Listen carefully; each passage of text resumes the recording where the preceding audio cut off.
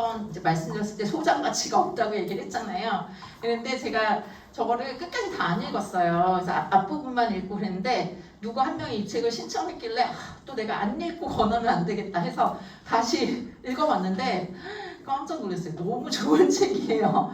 좋은 책이고 이 책은 꼭 이게 2013년도에 쓰여진 책인데요. 진짜 신기하게 어저께 쓰여진 책처럼 한국교회 문제를 그래서 아니 13년, 22년인데 똑같네. 그 문제가 그때 느꼈던 그게 지금도 똑같이 이루어진다는 사실이 좀 충격적이었어요. 그래서 이거 특별히 남자 집사님들 아니면 뭐 딱히 그렇게 가릴 건 아니고 모든 분들이 한번 이런 문제의식을 갖는 데서 쏙쏙 읽힐 거예요.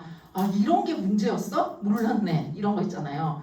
그런 거, 뭐 설교에 대해서, 대형 교회에 대해서, 교회가 나아갈 방향에 대해서, 뭐 또 성도의 역할, 목회자 역할, 우리가 차마 목사님, 전도사님이라서 이렇게 지적질 못했었던 것들에 대해서 올바르게 판단하는 법, 이런 것들을 좀 많이 제시를 해줘서 저 지금 거의 다 읽고 있거든요. 근데 정말 쑥쑥쑥쑥 읽을 뿐만 아니라 회개가 되고 이런 거 놓고 한국교회를 위해서 기도해야겠구나 싶을 정도로 도전이 많이 되네요. 그래서 나중에 이 책을 누가 받으시면 읽고 이렇게 좀 돌려보시면 좋겠다 싶을 정도로 좋은 책이라서 제가 다시 한번 여기 권면을 해드렸고요. 그 다음에 오늘 8번째 만남, 시험을 이기는 삶인데 참 중요한 내용인 것 같아요. 많은 사람이 시험에서 넘어지잖아요. 그리고 또 많은 사람이 시험 때문에 하나님을 더 많이 만나게 되잖아요. 그림 다 보이시죠? 저는 이 그림이 너무 재밌어가지고 사단이 이제 뭔가 이 사람은 돈이지만 어떤 사람에게는 뭐 성적인 것도 될 수 있고 쾌락도 될 수 있고 뭐 여러 가지가 있잖아요. 그걸로 지금 이것만 따라가는데 그 뒤에 사단이 있다는 거를 이렇게 그림으로 나타내 주는 것 같아서 그러나 하나님의 은혜에 있는 사람에게 이렇게 파내, 정욕, 뭐 비도덕 뭐 이런 것들이 꼭 반드시 온다는 거 기억을 하시고요. 오늘 그 컨텐츠에는 이렇게 나와 있죠. 시험의 종류가 여러 개가 있다. 그죠? 그 다음에 시험에 임하는 자세 어떻게 임할 수 있는가? 그 다음에 사탄의 3가지 시험이 직접적인 공격, 세상을 통한 공격, 욕심을 통한 공격 이렇게 3가지로 나눌 수 있는데 사실은 뭐 비슷비슷해요. 다 뭐 딱히 세상이다, 욕심이다 이렇게 나누는 거는 조금 무의미하긴 해요. 근데 어쨌든 이렇게 나눌 수도 있다 이렇게 생각을 하시면 될 것 같고요. 요거를 한번 생각을 해보셔야 돼요. 왜 시험이 올까? 왜 시험이 올까요? 여러분 이미 다 아시는 건데 한번 정리한다는 마음으로 돌아오면서 한 번씩 얘기를 하실까요? 우리 유명 집사 빨리 가셔야 되니까 빨리 대답을 해주세요. 왜 시험이 올까요? 더 강해지기 위해서. 더 강해지기 위해서. 왜 시험이 오면 더 강해지죠? 그걸 이기면 더. 그쵸? 우리가 왜 게임에서도 레벨 있잖아요. 그 레벨 테스트를 할 때 그 레벨 테스트를 하는 게 이 사람을 떨어뜨리기 위한 목적도 있지만 이 사람을 한 단계 올리기 위한 과정도 되잖아요. 유기재 집사님 왜 시험이 올까요? 시험 당연히 와야 되는데. 왜요? 왜 당연한 거죠 이게? 그래야 학교를 졸업을 하겠죠. 학교, 어떤 학교죠? 저희 사람하고 그런 얘기 하는 적이 있는데 네. 저희 사람은 유치원의 그 생활이 너무 좋았던 것 같아요. 그래서 거기서 머무르고 싶어요. 거기서 하나님께서 너를 그렇게 하면 유치원 생활로만 그냥 쓰시면 언제까지 쓰임받는 일꾼이 될 거야. 그럼 우리가 아이를 학교를 안 보내고 그래도 되나? 아니잖아. 그럼 아이는 학교를 보내서 1학년에서 2학년으로 올라가는 시험을 보고 2학년, 3학년 올라가는 시험을 보듯이 지금 우리가 신앙생활도 동일한 것 같아요. 하나님께서 우리가 시험이라는 부분을 학교적인 부분처럼 여러 가지 방향으로 주는 건 아니겠지만 그런 시험들을 통해서 한 단계 한 단계 조금 말씀하신 것처럼 그 성장을 더 성장을 하기 위해서. 우리는 어느덧 모르게 청년으로 또 그 일꾼으로 시험 받을 그 쓰임 받는 때까지 시험은 지속될 수밖에 그렇죠. 없다. 시험은 지속될 수밖에 없다. 당연하게 여겨야 된다. 근데 많은 그리스도인이 예수님을 잘 믿으면 시험이 없을 거다라고 내가 시험이 오는 이유는 내가 잘 뭘 못했기 때문이야 라고 생각하는 경우도 굉장히 많이 있어요. 그렇죠? 근데 이런 면에서 굉장히 중요한 그 도전인 것 같아요. 내가 잘하든 못하든 시험은 계속 오게 되어 있다. 그 다음에 우리 박윤아 집사님은 왜 시험이 와야 될까요? 왜 오나요?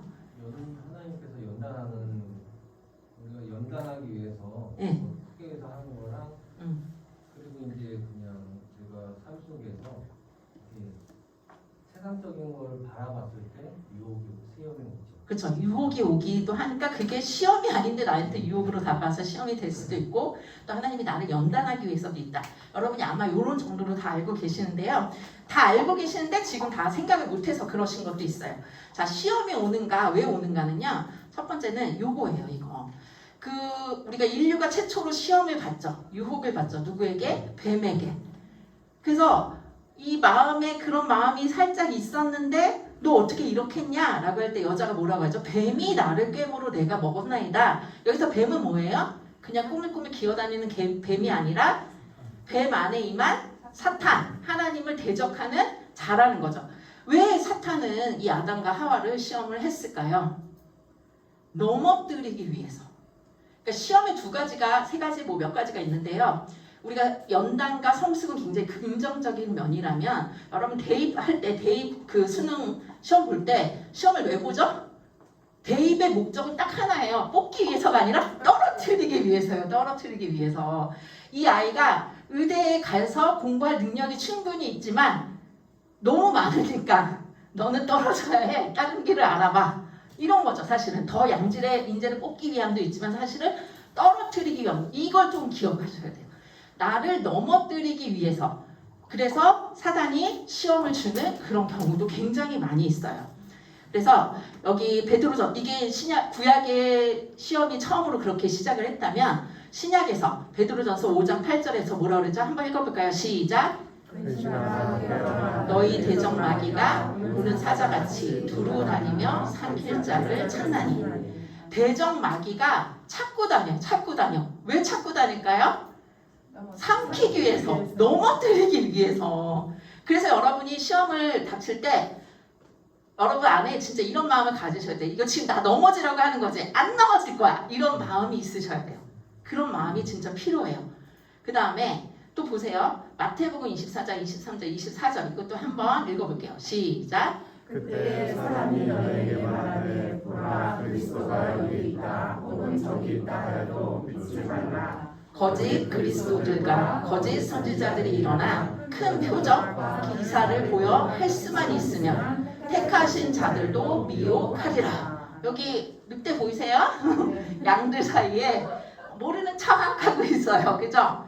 이게 지금 넘어지게 하려고 하는 거예요. 택하신 자들도 미혹하게 해서 넘어지려고 한다는 거예요. 여러분 이거 진짜 기억하셔야 돼요. 저는 개인적으로 그 가나안 스로보니게 여인이 있었잖아요. 그래서 예수님이 와서 너는 개다 이런 얘기를 할 때 그 본문을 묵상하면서 이런 생각을 한 적이 있어요. 교회 안에서 심지어는 예수님도 나를 외면하는 것 같아서 교회를 떠나게 하는 또는 믿음의 공동체에서 떠나게 하는 수많은 일들이 있어요. 그런데 그 여자는 떠나지 않아요. 왜 안 떠났을까? 정말 간절함이 있기 때문이에요. 살고 싶은 내 딸에 대한 사랑, 이런 간절한 영혼에 대한 마음이 있기 때문에 어떤 대적이 와도 어떤 자존심 상하는 일이 와도 떠나지 않은 거예요. 예수님은 꽉 붙잡은 거예요. 그럴 만한 그 여자이기 때문에 예수님이 또 그런 도전을 하셨겠죠. 그러니까 우리 안에 정말 교회를 떠나게 하고 넘어뜨리게 하는 일들이 수도 없이 많이 일어나요. 그런데 이게 저 사람이 나한테 그런 게 아니라 저 사람을 통하여서 이 환경을 통하여서 사단이 나를 택하신 자들 할 수만 있으면 미혹해서 넘어뜨리고 싶은 악한 사단의 계계라는 걸 알고 사단아 물러가라 하고 명령을 하시고 이겨내셔야 돼요. 그 의도를 아시면 우리가 이길 수 있어요. 그런데 교회 다니면서 저 권사님이 저 집사님이 저 목사님이 저 동사님이 어떻게 나한테 이럴 수가 있어? 이게 뭐냐면 사단이 자꾸 이렇게 잡아 끄는 거예요. 믿음에서부터. 그런 어떤 본질적인 걸 아셔야지 시험에 이기실 수가 있다는 거예요. 이해가 되시죠? 그래서 동반자들에게 이런 얘기를 꼭 해주셔야 돼요. 미혹하기 위해서. 그런데 시험이 이렇게 미혹하고 넘어지고 나를 쓰러뜨리고 삼키고 그런 목적만 있는 건 아니에요. 또 어떤 시험이 있냐면 여기 어떤 장면이죠? 딱 뭐가 생각이 나요? 아브라함아 이런 말이 생각이 나죠? 지금 아브라함과 이삭이 있어요. 근데 때때로 아브라함 입장에서는 아니 왜 나에게 이렇게 어려운 시험을 100세에 낳은 이 아들을 어쩌란 말이냐. 근데 여러분 우리가 하나님 경외하는 게 우리 삶의 또 목표잖아요. 근데 이 경외라는 말이 창세기에서 처음 나온 게 바로 이 구절이에요. 경외. 언제 경외한다는 말을 썼느냐. 내가 22절 한번 읽어볼까요? 시작. 사자가 이르시되 그 아이에게 내 손을 두지 말라. 그에게 아무 일도 하지 말라. 내가 내 아들 내 독자까지도 내게 아끼지 아니하였으니 내가 이제야 내가 하나님을 경외하는 줄을 아노라.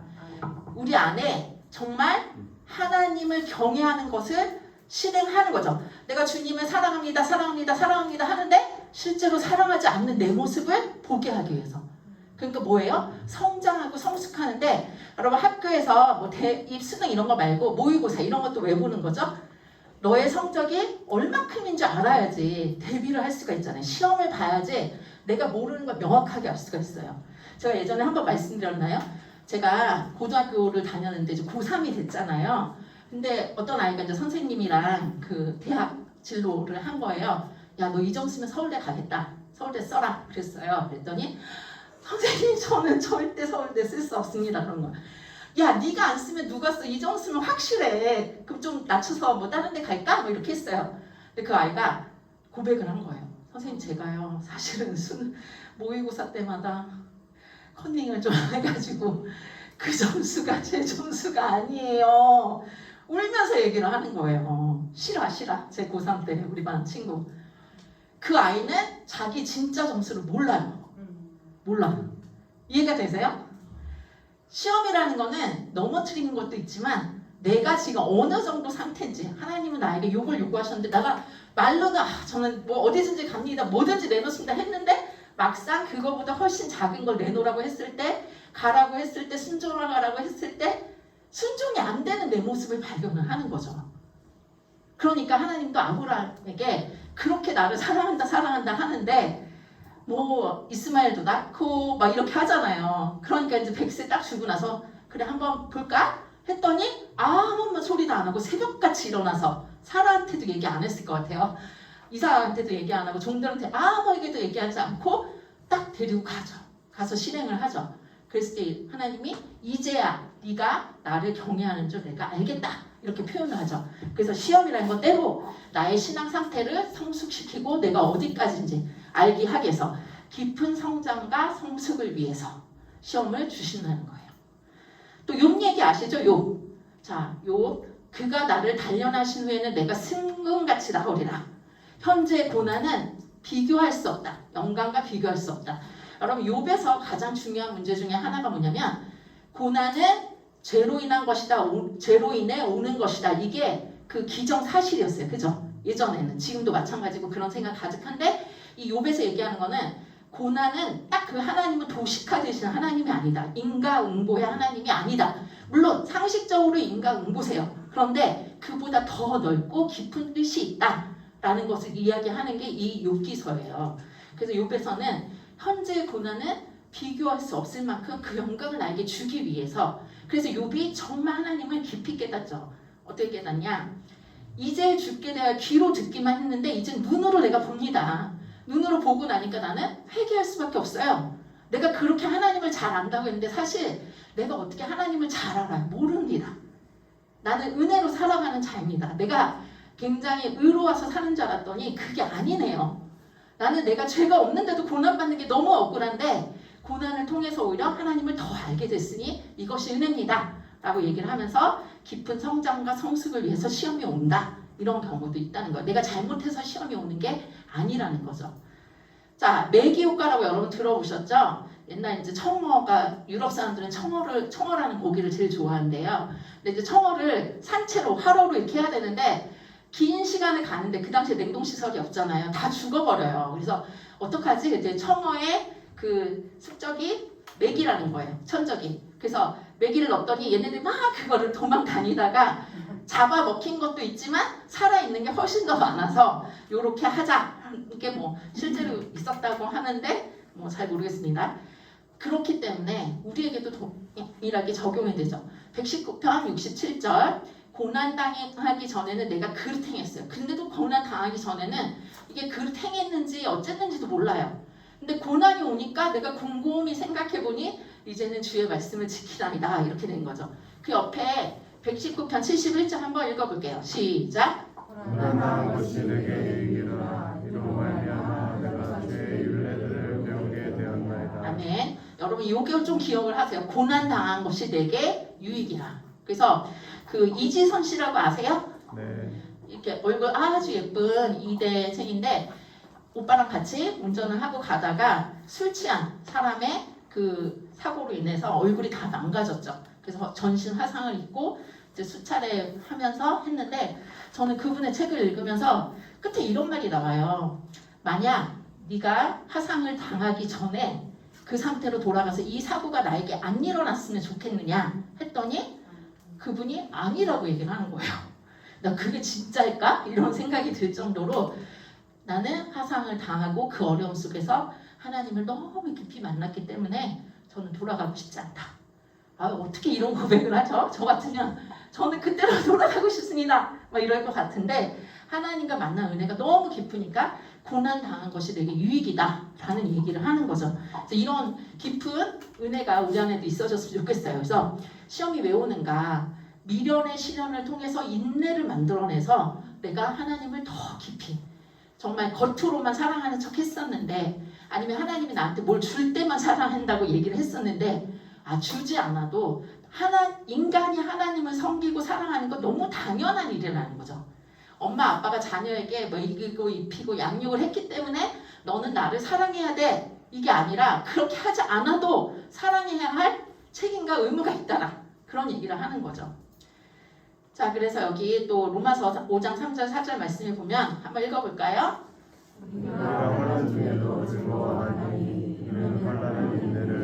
인내는 연단을, 연단은 소망을 이루는 줄 압니다. 여기서 연단은 영어로요 캐릭터예요. 캐릭터. 너 참 캐릭터가 독특하다. 뭐 이런 얘기 하잖아요. 인격이라는 거예요. 인격. 무엇을 통해서?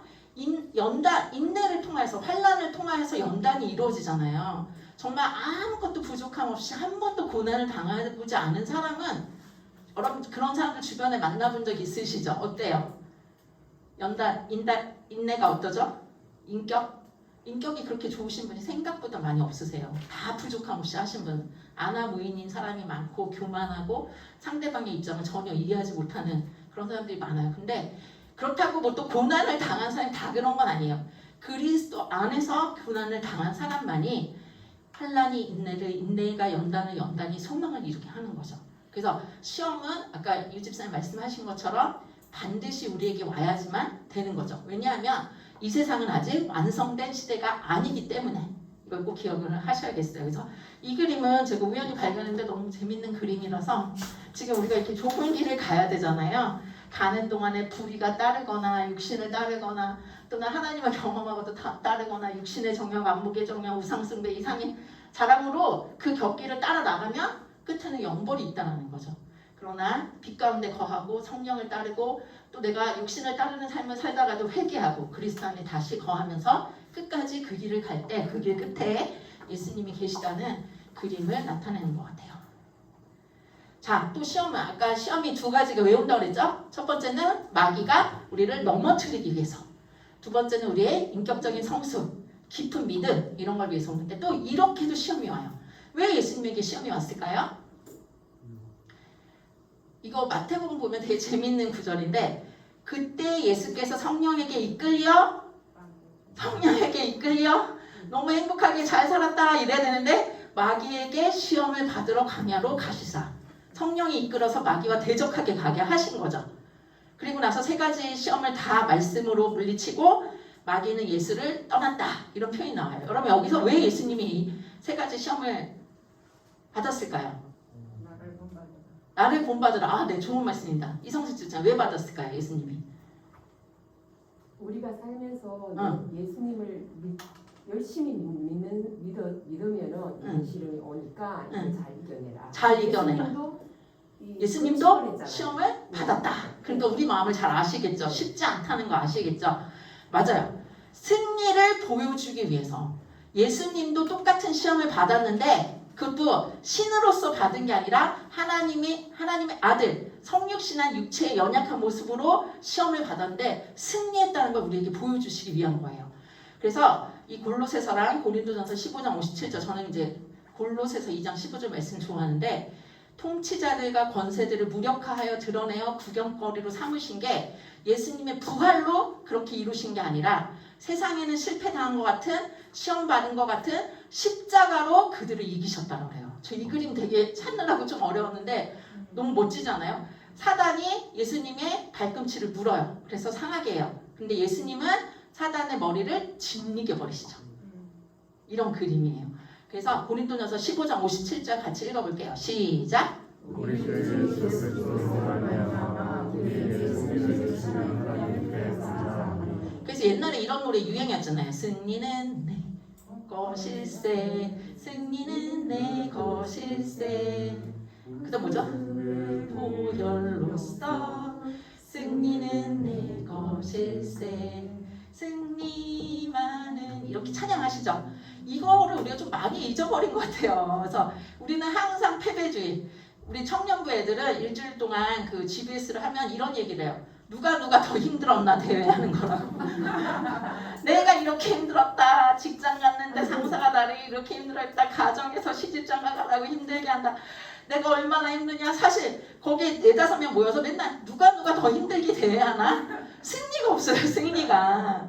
근데 예수님 우리에게 물론 우리의 연약한 모습 드러내고 같이 기도해 주는 면도 있지만 승리가 내 것인 것을 확신해야 되는데 많은 시간 동안 오랫동안 우리가 승리가 내 것이라는 걸 좀 잊어먹고 살지 않았나? 예수님이 나를 위해서 죽으시고 승리하셨잖아요. 내가 예수님과 함께 못 받겠잖아요. 다시 부활하셨다고 성경에 쓰여져 있잖아요. 승리가 내 것이에요. 다 따라해보세요. 승리는 내 것일세. 승리는 내 것일세. 네, 승리는 내 거예요. 이거를 또 기억을 하셔야지 시험을 이길 수 있습니다. 또 우리가 로마서 18장 18절, 요한일서 5장 4절 말씀 너무나 다 기해요. 우리 형제님들만 로마서 읽어주시겠습니다. 시작. 생각하건대 현재의 고난은 장차 우리에게 나타날 영광과 비교할 수 없도다. 아멘. 요한일서 5장 4절 우리 자매님들 되죠. 하나님께로서 난 자마다 세상을 이기느니라. 세상을 이긴 이김은 이것이니 우리의 믿음이니라. 세상을 우리가 이겼어요. 이길 거예요. 과거형도 되고 현재형도 되고 현재 진행형도 되고 미래도 되는 게 믿음이고 승리예요. 아시겠죠? 네. 그래서 이김을 주기 위해서 그 이김이 내 것이 되게 하기 위해서 시험이 온다는 거 꼭 기억을 하셨으면 좋겠습니다. 고린도전서 15장 22절 보면 아담 안에서는 모든 사람이 죽었어요. 그러나 그리스도 안에서는 삶을 얻어요. 첫사람 아담은 생명, 사라지는 영이었지만 마지막 아담은 죽은 자를 살리는 영이라는 거. 그래서 우리도 살리는 영이 됐어요. 그죠? 그래서 내가 나를 통해서 우리가 축복의 통로, 믿음의 통로, 저는 이 말 너무 좋아하는데 내가 아무것도 아닌데 나를 통해서 나를 만나는 사람들마다 생명이 전해지는 거예요. 그런 놀라운 역사가 예수님 때문에, 내가 예수님과 연합이 됐기 때문에 나는 보잘것 없을지라도 나를 만난 이 사람은 축복인 줄 알아야 돼요. 또 나 때문에 사는 줄 알아. 제가 예전에 학원 강사였어요. 수학. 그런데 그 학원이 가는 곳마다 망하는 거예요. 그래가지고 진짜. 그래서 이제 3번째 학원에 갔는데 기도를 했어요. 하나님 제발 나 때문에 이 학원이 좀 사라지게 해주세요. 이렇게 기도를 했거든요. 근데 진짜 지금까지도 그 학원 잘 되고 있어요. 되게 오래전에 했는데 처음엔 진짜 고민해. 나만 가면 그 학원이 망해요. 또 가면 망해. 그래서 아니 나 열심히 최선을 다해서 하는데 근데 아브라함에게 복을 주신 게 생각이 나는 거야. 너로 인하여서 온 백성이 복을 받겠다 해서 하나님 저 때문이라도 이 학원이 복 받게 해주세요. 이렇게 기도를 했었거든요. 그래서 여러분이 지금 임하시는 곳이 어디든지 간에 그 가정이 나 때문에 사는 거예요. 여러분이 직장이 있는데 그 직장이 망할 직장인데 나 때문에 사는 거예요. 그런 자부심을 가질 때 시험이 올 때 이기실 수가 있다는 거예요. 아시겠죠? 아멘. 또 시험. 예수님이 왜 시험을 받으셨을까? 아까 우리 전영희 권사님 말씀하신 것처럼 예수님이 시험을 받으셨기 때문에 시험을 받아 고난을 당하셨기 때문에 예수님이 능히 우리를 도우실 수 있다는 거예요. 그러니까 예수님께 가서 말을 해야 돼요. 예수님 나 저 사람이 나를 이렇게 힘들게 했어요. 가서 일르셔야 돼요. 그리고 위로함을 받으셔야 돼요. 자꾸 전화해서 권사님 있잖아 내가 이런 일이 있어. 뭐 그랬어 막 둘이 막 울고 막 거기서 위로 받으려고 하시잖아요. 근데 거기서 멈추셔서 그러다 보면 막 또 뒷담화하고 막 이렇게 가잖아요. 순서 다 정해져 있어요. 그러시면 안 되고 예수님 앞에 가서 울면서 그 안에서 정말 예수님의 깊은 위로를 받을 때 내가 정말 세상이 줄 수도 없고 알 수도 없는 평안이 임한다는 거. 그래서 자꾸 나를 옹호하려고 하는 사람들의 모임에 가는 것보다는 기도하시고 골방으로 가셔야 돼요. 시험 받으실 때. 자, 위로를 주기 위해서 예수님이 시험을 받으셨잖아요. 근데 예수님만 위로를 주기 위해서 시험 받으신 게 아니라 이 고린도전서 보면 저는 이 말씀 너무 좋아하는데요. 1절 여기 3절부터 7절까지 우리 자매님 3절, 4절은 형제 이렇게 한번 읽어보시겠습니다. 자매님부터 3절 시작. 찬송하리로다. 그는 우리 주 예수 그리스도의 하나님이시요 자비의 아버지시요 모든 위로의 하나님이시며 우리의 모든 환난 중에서 우리를 위로하사 우리로 하여금 하나님께 받는 위로로서 모든 환난 중에 있는 자들을 능히 위로하게 하시는 이시로다. 그리스도의 고난이 우리에게 넘친 것 같이 우리의 위로도 그리스도로 말미암아 넘치는도다. 우리가 환난 받는 것도 너희의 위로와 구원을 위함이요 혹 위로 받는 것도 너희의 위로를 위함이니 이 위로가 너희 속에 역사하여 우리가 받는 것 같은 고난을 너희도 견디게 하느니라. 너희를 위한 우리의 소망이 견고함은 너희가 고난에 참여하는 자가 된 것 같이 위로에도 그러할 줄을 알미라. 너무 멋지지 않아요? 내가 지금 고난받는 거 왜 고난받냐면 똑같은 나의 상황에 있는 다른 사람을 또 위로할 기회를 주기 위해서. 정말이에요. 내가 죽을 병에 걸렸다 다시 살아났어요. 그러면 또 죽을 병에 걸린 사람 만날 때 한 번도 죽을 병에 걸려보지 않은 사람은 위로를 해도 위로가 안 돼요. 사실 그쵸? 근데 나도 그랬어. 나 그때 진짜 죽을 것 같았어. 근데 사람들이 막 이렇게 위로하니까 너무 싫었지. 나도 그랬어. 그러면서 정말 마음 깊이 만져줄 수 있는 건 경험을 해본 사람이 훨씬 더 하기가 쉽겠죠. 여러분도 그런 위로 받아보신 적 있으시죠? 이런 거라는 거예요. 그래서 내가 고난받는 게 하나님께서 그때 나에게 주신 위로를 똑같은 상황에 있는 사람들에게 또 깊은 위로를 주라고. 예수님이 나를 위로하신 것처럼 나도 너에게 위로자가 되라고. 그래서 우리에게 시험이 온다는 거예요. 그러니까 시험을 무조건 싫어하거나 힘들어하는 것보다는 그래 내가 이걸로 또 다른 사람을 도울 수 있는 기회를 하나님 주실 거야. 그러니까 여기를 잘 이겨나가자 이렇게 생각을 하셔야겠죠. 위로를 주기 위해서. 자, 그래서 시험의 종류는 크게 두 가지로 나눌 수 있어요. 우리 책에선 세 가지라고 했잖아요. 테스트와 템테이션이 있어요. 테스트는 뭐라고요? 한번 읽어보실까요? 영성을 인정하는 과정, 믿음. 그러니까 성장과 성숙을 위한 그런 측면이 테스트. 그리고 하나님께서 우리에게 뭐 주신다 이렇게 생각하면 되겠지만 시험과 유혹, 템테이션은 뭐예요? 깨워서 정신을 혼미하게 하여 좋지 아니한 길로 이끌. 쉽게 얘기해서 뭐예요? 넘어지게 하려고. 예수님으로부터 멀어지게 하려고. 그래서 상처받아서 나는 교회 못 나온다 하는 사람은 다 지금 템테이션에서 넘어진 사람이에요. 그럼 우리는 어떻게 해야 돼요? 테스트를 거친 사람으로서 그 사람들을 끌어서 다시 주님 앞으로 이끄는 역할을 해야 되는 거죠. 이렇게 테스트나 템테이션의 과정을 겪고 있는 걸 시련이라고 하는 거죠.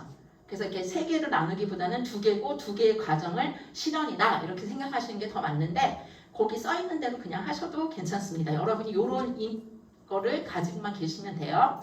자, 사탄이 이제 시험하는 세 가지 종류가 있죠. 직접 공격하거나 세상을 통해서 하거나 내 안의 욕심을 통해서 이렇게 공격한다고 하잖아요. 직접 공격은 뭐냐면 마음과 생각이에요.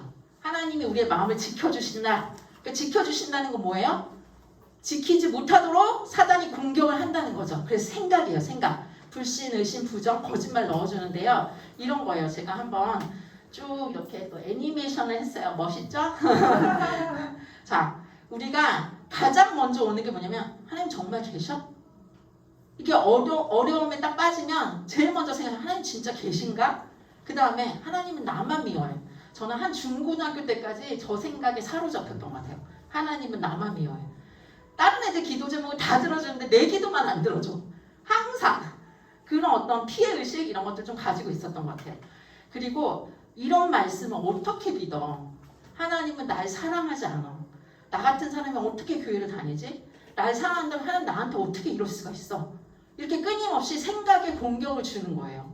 그래서 직접적으로 사단이 머릿속에서 거짓말을 하는데 우리가 또 다른 건 순종을 안 하는데 이 사단의 말에는 순종 엄청 많이 해요. 맞아. 그래 하나님 나 안 사랑해. 하나님은 저 집사만 사랑하지. 저 집 다 뭐 아무것도 안 해도 뭐 교회도 안 나고 아무것도 안 해도 엄청 잘 되잖아. 나는 이렇게 잘 열심히 하는데 뭐 되는 게 없어.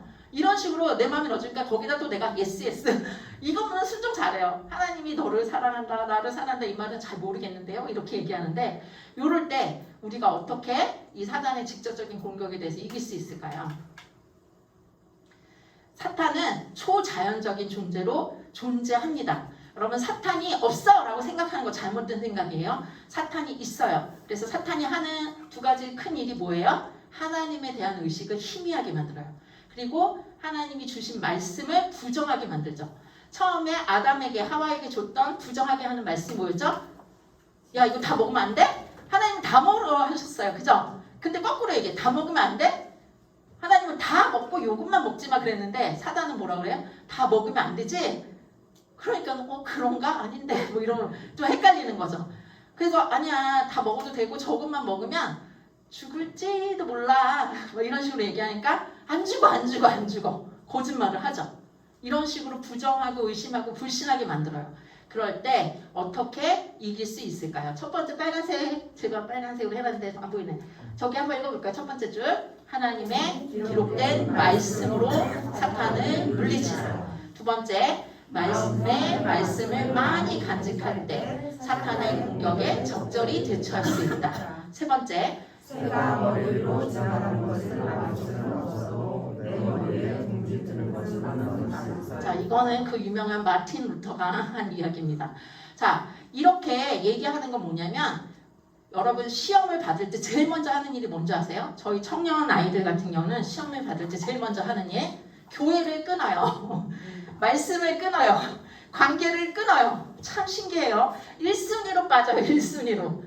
그런데 여러분 사탄이 내 마음에 저런 의심이 오고 그럴수록 어떻게 하셔야 돼요? 말씀에 더 많이 나를 노출해야 돼요. 내가 하나님에 대해서 부정적이고 싫고 이런 마음이 들수록 의도적으로 더 많이 예배의 자리에 많이 참석하셔야 돼요. 더 많이 기도원 같은 데 찾아가셔가지고 넉넉히 앉아 있어도 저 같은 경우는 그 내 마음에 낙심이 될 때 의도적으로 더 많이 말씀을 들으려고 하고 설교를 이렇게 라디오나 이런 거 들으면 설교 계속 나오잖아요. 그냥 마음으로 욕하면서 저걸 믿으라고? 말도 안 돼. 막 이러면서 나 혼자 그 설교자가 얘기를 하면 나는 그거 싫다고. 그런데 하나님께서 그렇게 하루 이틀 3일 가다 보면 어느 순간 나한테 딱 주시는 그 말씀을 주세요. 설교 시간에 이런 경우가 있어요. 내가 그것 때문에 뭔가 고민하고 힘들어 하는데 목사님이 설교하시고 제가 여기 있잖아요. 근데 이 본문하고 전혀 상관없는 말이에요. 그런데 모든 사람이 없어지고 목사님하고 나만 딱 남는 거예요. 정말 무슨 영화처럼. 그리고 그 말씀을 1분 안에 1초 안에 딱 지나가는데 저는 그게 하나님이 목사님을 통해서 나한테 주시는 말씀이란 거 주일날 경험할 때가 되게 많아요. 어떻게 알았지? 내가 이렇게 괴로웠었는데 그렇게 말씀을 해결하실 때 말씀을 빨리 내가 시험에서 빠져나오는 방법 중에 하나가 뭐라고요? 말씀에 나를 많이 노출을 해야 돼요. 말씀이 어렵다. 찬송으로 많이 노출을 하세요. 찬송은 곡조 있는 기도라고 했잖아요. 찬송으로 많이 하시면 여러분 이번 주 30분 그거 하시면서 어떠셨어요? 저는 진짜 너무 깜짝 놀랐어요. 자다가 이거 숙제니까 하긴 해야 되는데 언제 하지? 이렇게 했는데 그날 너무 피곤했던 거예요. 그래서 조금 일찍 잠들었는데 잠결에서도 오늘 아니면 저는 개인적으로 할 시간이 없었거든요. 그래서 어떡하지? 하는데 눈이 벌쩍 뜨는데 그때 12시였어요. 그날 새벽 기도도 가야 됐었는데 12시에 일어나서 그 찬송을 하는데 정말 저도 모르게 눈물이 펑펑 나면서 제 마음속에 내가 억눌러 왔던 그 약간 슬픔 이런 것들이 막 터져 나오면서 하나님께서 위로함을 주시는데 어떻게 이렇게 은혜를 주시지? 성령님이 나한테 이렇게 은혜를 주시는구나. 나를 만져주시는구나.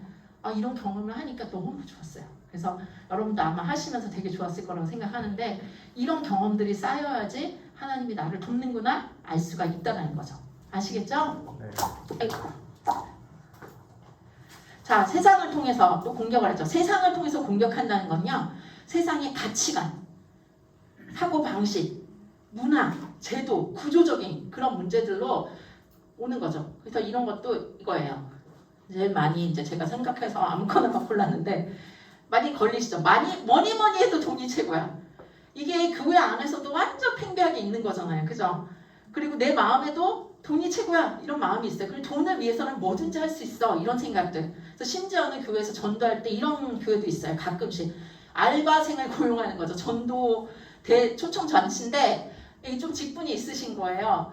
이거 어떡하지? 뭐 선한 의도로 한 거죠. 오늘 여기 전도 참석하면 제가 얼마 드릴게요. 오세요. 뭐 어떻게 생각하면 좋은 것 같기도 하고 잘 모르겠어요. 아무튼 왔어. 그래서 돈 받고 가는 거죠. 뭐 이런 식으로 생각한다는 거. 또는 외모가 최고야. 아들아, 딸아, 수술하자. 뭐 이런 거. 야, 마음 필요 없어. 신앙 필요 없어. 여자는 무조건 예뻐야 돼. 그래야지 부잣집에 시집갈 수 있어. 이런 생각들. 또 이런 거 있잖아요. 아, 그 자매 좋은데 시집 갔대. 좋은 데가 어디죠? 제가 며칠 전에 어떤 목사님을 통화했는데 그 목사님 좋은데 교회 갔어요. 이랬더니 좋은 데가 어딘데? 성도 많은데 큰 교회? 아니잖아요. 그쵸? 근데 우리 안에 그런 인식이 나도 모르게 들어온 거예요. 또 이 세상이 전부야. 죽은 다음에 어딨어?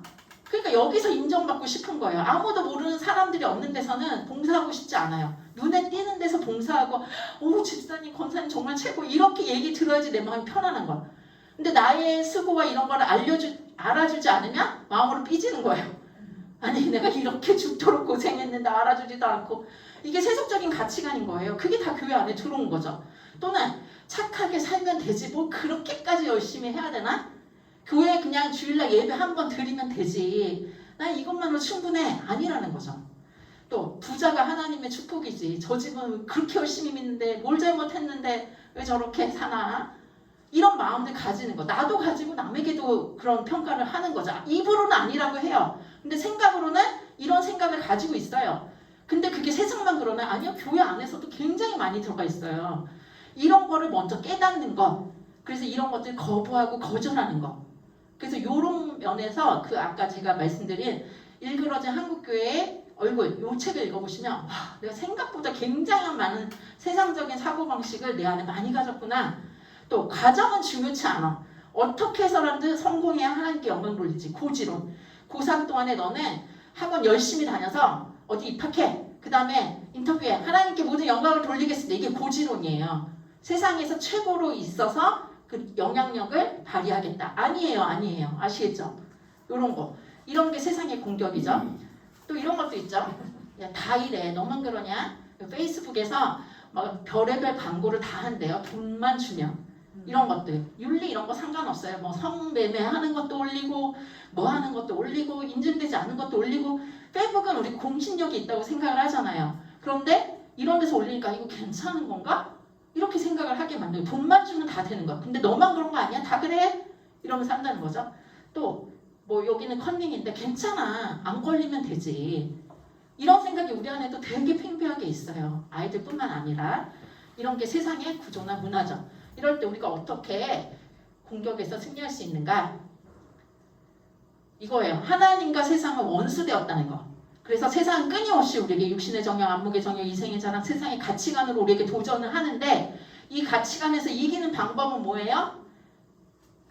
이조 지폐와 화폐 진짜 지폐가 있어요. 어느 걸 연구해야 되죠? 진짜 지폐를 연구를 해야 되죠. 진짜 지폐. 말씀을 딱 두 가지로 요약하면 뭐예요? 하나님 사랑, 이웃 사랑이잖아요. 하나님을 더욱 사랑하는 거. 그의 나라와 그의 의를 구하는 거, 경건 생활을 회복하는 거. 제가 이거 예전에 말씀드렸나요? 옛날에 이것도 실화인데 그 다니엘인가? 그 이름을 제가 까먹었는데 어떤 분이 있었는데 그 친구가 전화가 온 거야. 새벽에 1시쯤에 전화 와서 야, 나 좀 만나줘. 그래 만났어요. 야, 왜? 무슨 일이야? 이렇게 얘기했더니 야, 나 큰일 났다. 내가 진짜 좋아하는 여자가 생겼어. 그 여자랑 사귀고 싶은데 나 사귈 수가 없을 것 같아. 왜? 그랬더니 내가 사실은 그 뭐죠? 음란물 동영상 중독자인 거예요. 그걸 뭐라고 그러지? 뭐라고 그러나? 하여튼지 그래서 내가 이런 중독자라서 어떻게 그렇게 고결한 여자를 사귀어야 될지 모르겠다. 그래서 교수님한테, 그래서 이 친구한테 얘기를 하는데 그러게 그거 어떡하냐. 그거 중독이 쉽게 빠지는 게 아닌데 이렇게 얘기를 했어요. 그리고 나서 1년이 지났어요. 1년이 지나고 나서 야, 너 어떻게 됐어? 그 중독. 그랬더니 나 다 고쳐졌어. 이렇게 얘기를 하는 거예요. 어떻게 고쳐졌어? 그랬더니 그 여자를 사랑하니까 이게 다 없어졌다는 거예요. 이 여자를 너무너무 사랑하니까 그렇지 않은 것에 대해서 자기가 끊어지게 됐다는 거죠. 우리도 마찬가지예요. 육신의 정욕을 끊고 안목의 정욕을 끊고 이생의 자랑을 끊으려고 노력하면 안 끊어져요. 그리고 한 번은 끊어지고 한 번은 안 끊어지겠죠. 자기가 성공할 때는 성공하지 못한 사람에 대해서 비난을 하게 되겠죠. 율법주의에 들어가는 거예요. 그런데 예수님을 사랑하게 되면 이게 끊어지게 되죠. 저절로. 이해가 되세요? 그래서 이렇게 하나님을 더 사랑하는 거. 그리고 나의 관심과 나의 모든 신경을 어디에 집중하라? 그의 나라와 그의 의를 구하는 것에 집중하라. 그리고 경건 생활을 회복하라. 여러분 경건의 모양과 경건의 능력이 있어요. 어느 게 더 중요할까요? 근데 경건의 능력은 경건의 모양 없이는 절대 이루어지지 않습니다. 그래서 경건의 능력을 하기 위해서 나는 기도 그런 거 필요 없어. 나는 언제든지 하나님 앞에 그런 거 없어요. 경건의 시간을 확보하지 않고서는 경건의 능력을 담을 그릇이 없어요. 그래서 기도하고 말씀 보고 또 사람들과 교제하고 이렇게 될 때 그렇게 될 때 우리가 경건의 능력이 나타나는 것을 경험할 수 있다는 거죠. 이해가 되시죠? 그래서 이렇게 세상이 공격해 올 때는 이런 식으로 우리가 승리할 수 있다. 그 다음에 이제 세 번째, 육신의 욕심을 통해 공격한다. 뭐 아까 그거랑 크게 다른 건 없는데요. 성욕, 식욕 이런 내부의 욕심이라는 거죠. 그러니까 환경적인 것보다는 내 스스로 자발적인 그런 것들인데 이거 무슨 그림인 것 같아요? 다윗이에요. 다윗이 저기 콩알 만하게 이게 다윗과 바세바 그림이 생각보다 19금이 많더라고요. 제가 엄선해서 이 자리에서 한 거 제일 이제 수위가 낮은 걸로 했는데 어쨌거나 이 상황을 보면 다윗이 지금 전쟁 중에 있어요. 그죠? 전쟁 중에 있는데 군사들만 내보냈어요.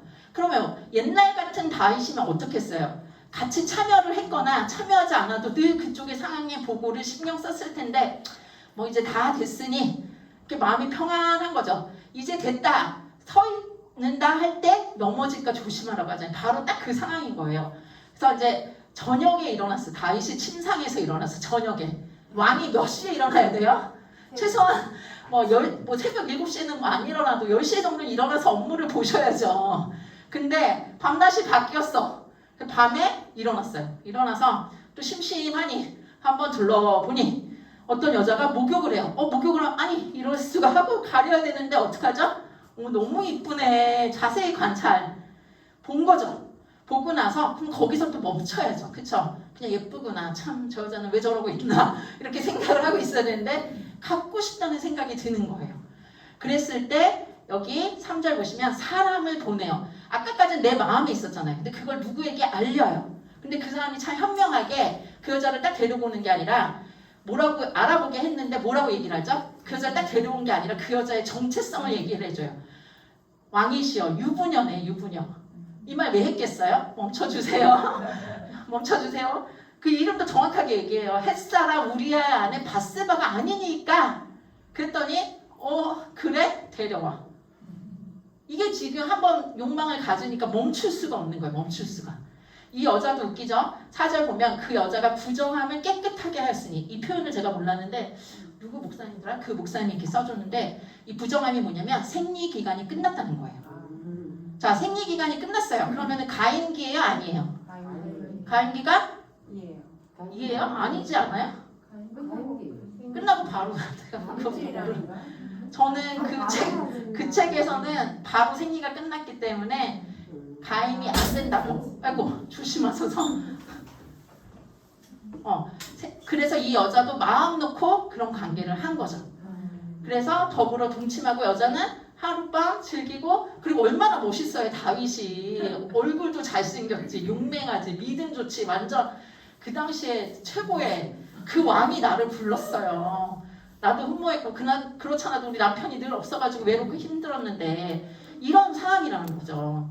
자 그렇다면 똑같이 이번에는 더 잘생긴 요셉의 경우는 어떠했는가.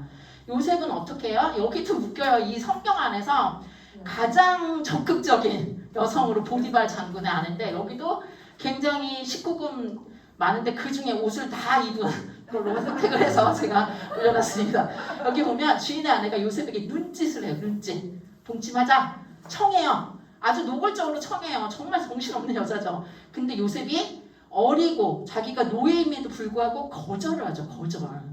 놀라운 거예요. 그리고 나서 이 사람이 얘기를 할 때 이 거절의 이유를 뭐라고 그래요? 분홍색만 보시면 큰 악을 행하여 내가 사람에게 죄를 짓는 게 아니라 보디발 장군에게 죄를 짓는 게 아니라 하나님께 죄를 짓는 것이다. 그래서 나는 하기 싫다. 너랑 그런 관계 맺고 싶지 않아 라고 분명하게 얘기를 했어요. 피했어요.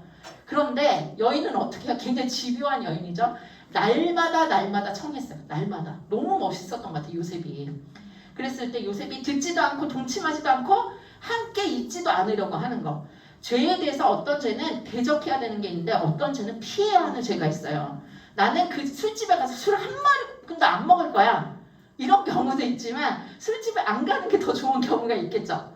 이해가 되세요? 죄가 우글우글한데 내가 가서 거기를 변화시킬 거야. 이런 때도 있어야 되지만 어떨 때는 아예 거절해야 될 때도 있잖아요. 그래서 잊지도 않았어요. 그랬는데도 이 여자가 어떤 상황을 다 만들어 놓고 어떻게 해요? 아예 뭐 하인들도 다 밖으로 내보내고 요셉만 불러서 동침하자. 그때도 어떻게 해요? 단호하게 여인의 손을 버려두고 밖으로 나갔다. 이렇게. 그래서 시험이 올 때 똑같은 상황이라고 어쩔 수 없어 라고 할 수 있는 상황이 아니라는 거예요. 어떤 사람은 동일한 상황에서도 거절할 수 있고 어떤 사람은 나는 내 환경이 이러니까 나는 죄를 지을 수밖에 없어. 나는 살인할 수밖에 없어. 나는 사기칠 수밖에 없어. 나는 엄마 아빠 가난하고 뭐 중독이고 그래서 나는 이렇게 살 수밖에 없어. 이렇게 얘기하는 사람도 많잖아요. 그러나 나는 그렇기 때문에 그렇게 살지 않기로 결심했어 하는 사람도 있다는 거예요. 어쩔 수 없다가 아니라는 거죠. 그래서 다윗과 요셉을 보시면 다윗은 한가했어요. 자기가 있어야 할 자리를 이탈을 했죠. 그리고 유혹을 초청을 했어요. 아예 마음을 한번 놓으면요 거기 푹 빠져요. 처음 들어가긴 되게 어렵지만 한번 우리 마음의 문을 나도 모르게 딱 잡지 않고 지키지 않고 열어주면 쑥쑥쑥쑥 들어가는 건 너무 빨라요. 그리고 실패하게 되죠. 요셉은 어떻게 요셉 엄마 요셉이 왜 안 나오나? 요셉이 어디 갔을까요? 요셉은 한가하지 않았고 그 자리를 떠나서 유혹을 거절했다는 거. 그래서 성공했다라는 거. 이거는 제가 다시 한번 확인하겠습니다. 그래서 우리가 코람 데오의 삶을 살아야 되는 거. 사람이 있든 없든. 코람은 뭐뭐 앞에. 데오는 뭐예요? 하나님이라는 뜻으로 헬라어예요. 헬라어. 데오.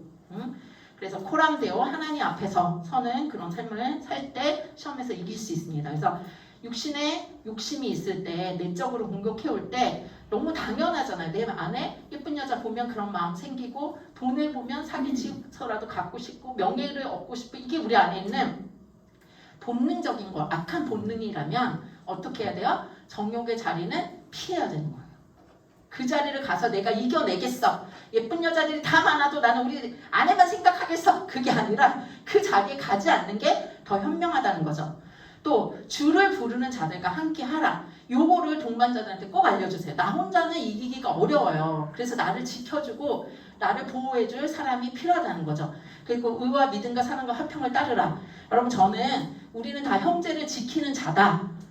브라더 키퍼라고 생각을 하셔야 되는데 요즘에 많은 사람들은 혼밥이 뭘까요? 혼자 밥 먹는 거죠. 혼신이 뭘까요? 혼자 신앙생활 하는 거예요.